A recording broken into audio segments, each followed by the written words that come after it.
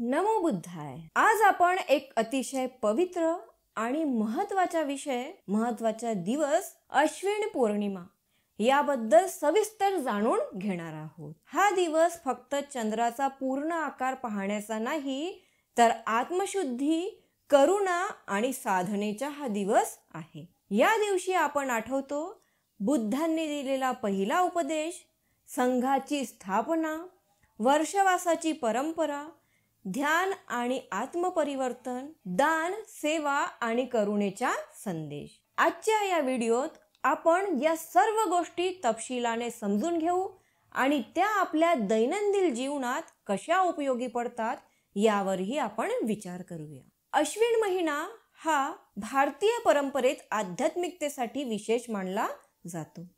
श्रावण संपून पावसाळ्याचा काळ शांत होत जातो आणि निसर्ग स्थिर होत जातो। या वेळेला साधक ध्यान, जप, अध्ययन यावर भर देतात। पौर्णिमा म्हणजे मन आणि शरीर पूर्णतेकडे जाण्याची संधी असते। चंद्र पूर्ण असतो, प्रकाश सर्वत्र पसरतो आणि त्याचा अर्थ असा की अज्ञानाचा अंधार दूर होतो। म्हणूनच अश्विन पौर्णिमा हा आत्मज्ञानाचा उत्सव आहे। बौद्ध परंपरेत हा दिवस त्या घटनांसाठी स्मरणीय आहे ज्या बुद्धांनी आपल्याला जीवनाचा मार्ग बदलून इतरांसाठी प्रकाश निर्माण करण्यासाठी सुरू केल्या। सिद्धार्थ गौतम हे 29 वर्षाचे असताना त्यांनी ग्रहत्याग केलं आणि सुरुवातीस शिक्षण जे होतं ते त्यांनी त्यांचे 2 गुरु होते, आलार कलाम आणि रुद्रकराम यांच्याकडून सुरुवाती शिक्षण घेतलं। शिक्षण पूर्ण झाल्यानंतर ते एकटेच निघून गेले। उरुवेलाच्या जंगलामध्ये त्यांनी 6 वर्ष खडतर तपश्चर्या केली। तेव्हा त्यांच्यासोबत 5 तपस्वी सुद्धा होते। एवढी तपश्चर्या केल्यानंतर पण जेव्हा बुद्धांना सत्य प्राप्त झालं नाही, तर बुद्धांनी विचार केला की मी आता मध्यम मार्ग स्वीकारायला हवं। आणि मग ते 5 जे संन्यासी होते, तपस्वी होते, त्यांच्यासोबत त्यांनी बुद्धांना थांबवलं की तुम्ही जाऊ नका, परंतु बुद्ध गेले आणि एक वटवृक्षाखाली बुद्ध जाऊन बसले। सुजाता नावाची एक स्त्री होती, तिला खूप वर्षापासून मुलबाळ झाले नव्हते। तिने वटवृक्षाला नवस केला होता की जर मला पुत्रबाळ प्राप्ती झाली तर मी प्रत्येक वर्षी ह्या वटवृक्षाला खीरदान करणार। ज्या दिवशी ती खीरदान करणार होती त्या दिवशी ती आपल्या दासीला पाठवते की तू वटवृक्षाच्या खालून जाऊन साफसफाई करून ये। जेव्हा तिची दासी तिथे जाते तर तिला तिथे सिद्धार्थ गौतम बसलेले दिसतात।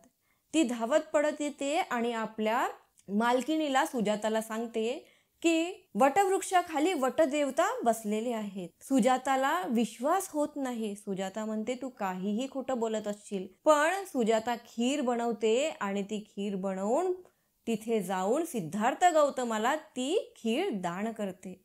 सिद्धार्थ गौतमाला ती खीर सोन्याच्या पात्रामध्ये ती दान करते। सिद्धार्थ गौतम शेजारीच एक नदी राहते, त्या नदीमध्ये फ्रेश होतात, हातपाय वगैरे धुतात आणि खीर ग्रहण करतात। खीर ग्रहण केल्यानंतर ते विचार करतात, संकल्प करतात की जर मला खरंच सत्य प्राप्त होणार असेल तर हा जो पात्र आहे हा नदीच्या उलट्या दिशेने, उलट्या प्रवाहाने वाहणार म्हणून। आणि खरोखर तो पात्र उलट्या प्रवाहानेच वाहतो। आणि मग तिथून सिद्धार्थ गौतम संकल्प करतात आणि मग एक जागा निवडतात। आता आपण त्याला म्हणतो महाबोधी विहार म्हणून। गया इथे तो विहार आहे।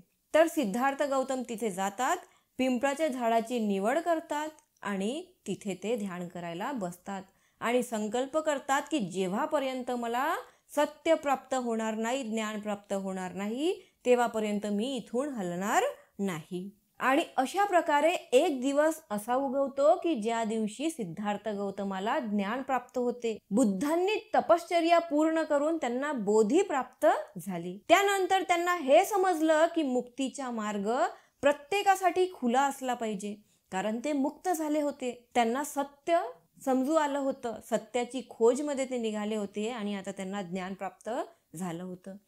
तर सुरुवातीच्या 7 आठवडे तर त्यांनी जिथे त्यांना ज्ञान प्राप्त झालं तिथेच वेगवेगळ्या ठिकाणी बसून ध्यान केला।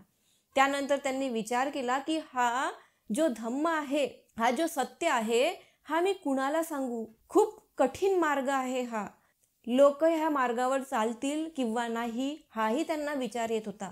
परंतु त्यांनी विचार केला की जर मी हा मुक्तीचा मार्ग, दुःखमुक्तीचा मार्ग लोकांपर्यंत पोहोचवलाच नाही तर मला सत्य प्राप्त, ज्ञान प्राप्त होण्याचा अर्थ काय राहणार? मग ते आपल्या दिव्य दृष्टीने बघतात की मी हा जो मार्ग आहे, हा जो सत्य आहे, आधी कुणाला सांगायला पाहिजे? तर ते आपल्या गुरूंना सांगायला पाहिजे असं त्यांच्या विचारात येते. आपल्या दिव्य दृष्टीने बघतात तर त्यांचे दोन्ही गुरु जे असतात, आलार कलाम आणि रुद्रकरामपुत्त, त्या दोन्ही गुरूंचं निधन झालेलं असते. मग त्यांना आठवते की सुरुवातीला त्यांच्यासोबत जे 5 शिष्य होते, मी आता त्यांना हा सत्य सांगायला पाहिजे. तर ते तिथून मग सारनाथला जायला निघतात.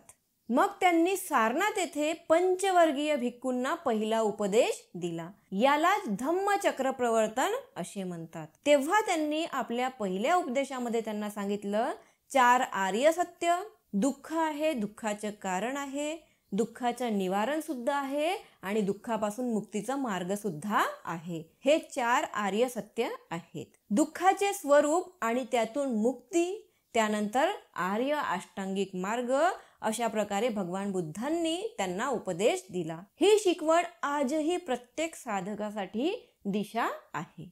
याच उपदेशाने बौद्ध संघाची सुरुवात झाली. अनेक लोकांनी ग्रहत्याग करून या मार्गावर चालण्याचा निर्णय घेतला आणि या घटनेने समाजात करुणा, समत्व आणि आत्मशुद्धीची नवी चळवळ सुरू झाली. उपदेशानंतर अनेक लोकांनी बुद्धांच्या शिकवणीवर विश्वास ठेवून संन्यास जीवन स्वीकारला. संघ निर्माण झाला आणि ध्यान, सेवा, शिस्त यावर आधारलेले संपूर्ण जीवन निर्माण झाले. अश्विन पौर्णिमेपासून पुढे वर्षावासाची परंपरा सुरू होते. साधक पावसाळ्यात एका स्थिर ठिकाणी राहून अभ्यास करतात, आपले मन निरीक्षण करतात, आपल्या इंद्रियांवर नियंत्रण ठेवतात, संयम ठेवतात आणि शिस्त जपतात. अहंकार आणि वाईट प्रवृत्ती दूर करण्याचा प्रयत्न करतात. तर वर्षवासाचा हा जो काळ आहे, आषाढ पौर्णिमेपासून सुरू होऊन अश्विन पौर्णिमेपर्यंत असतो. अश्विन पौर्णिमेला वर्षवास समाप्ती असते. आषाढ पौर्णिमा, श्रावण पौर्णिमा, भाद्रपद पौर्णिमा आणि अश्विन पौर्णिमा अशा प्रकारे हा वर्षावासाचा काळ असतो.